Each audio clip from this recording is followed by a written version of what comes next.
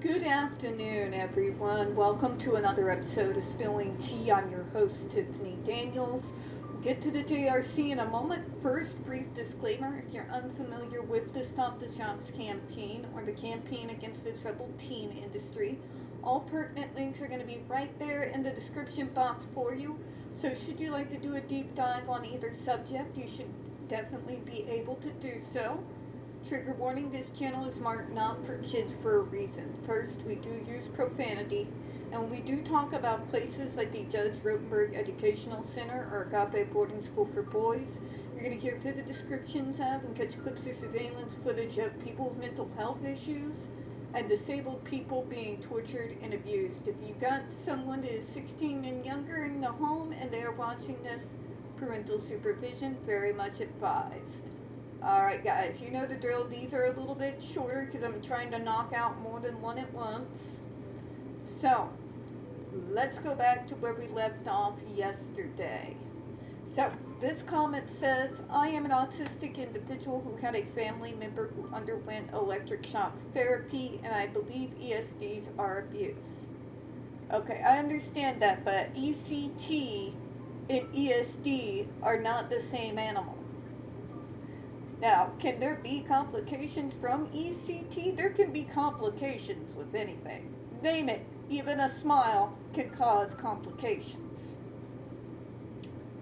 The difference is ECT is used in extreme situations where the patients who have to be the ones who request it also have to sign a mountain of paperwork so that whatever facility they go to get ECT, they treating individuals are not liable should anything go wrong. They also do everything in their capacity to make the patient as comfortable as humanly possible and do as much as they can to minimize any pain or uncomfortableness that they're going to feel after the procedure has been done. ESD doesn't give a shit about any of that. It's just about pain. Point blank. Period. ECT was not designed specifically with the idea in mind to cause people a maximum amount of pain. The GED was. Please stop confusing the two. They're not even remotely close to being the same animal, except in and of the fact that both machines use electricity. And that's pretty much about where the similarities end. Be careful with our wording here, folks. The JRC has already taken that confusion to get the original appeal through and the original decision overturned. We need to be watchful and learn lessons from previous mistakes, is all I'm saying. Alright, we're going to go ahead and go back here.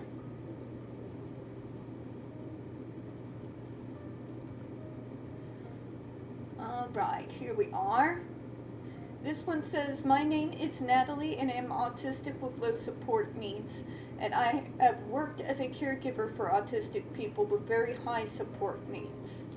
So, in other words, like I was telling you guys, a lot of us see how broken the system is coming up through it as kids. And a good majority of us decided we didn't want kids to have to suffer what we suffered.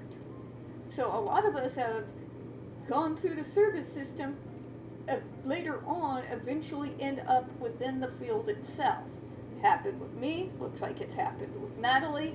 There's even people who are in ABA, believe it or not, although I can't still wrap my brain around that one. But yeah, it's actually more common than you would think. I want the FDA to pass a rule banning the use of electric shock devices for behavior modification. There are many effective ways to provide autistic people with coping mechanisms that do not involve hurting themselves or others, as evidenced by hundreds of facilities that do not use this extreme treatment.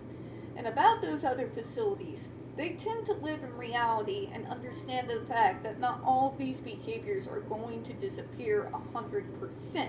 but that you can get them down to a base level.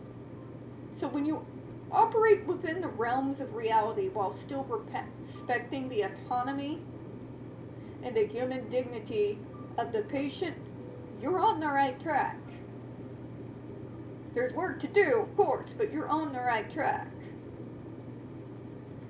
The electric shocks that these devices deliver are inhumane, painful, and traumatizing. Patients receiving shocks for harmless behaviors like not removing the coat or flapping their hands or even screaming in pain from being shocked.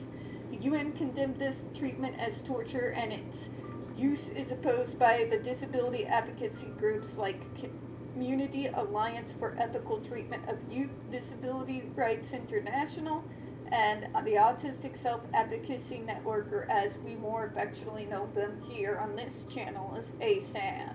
Hi guys! Sorry. Not sorry, they're great. I miss my people, at least being able to see them in person.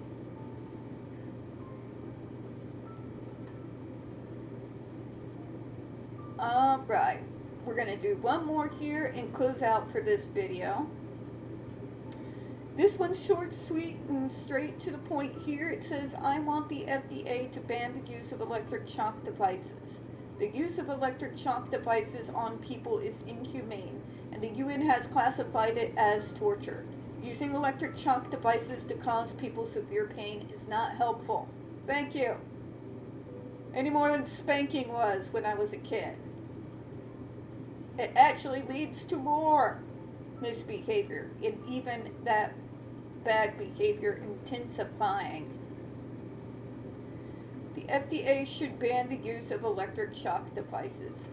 Agreed. And we're going to go ahead and close out on this one. I know it's short and sweet, but you know how things are, and I don't always get to go out of these videos quite this early.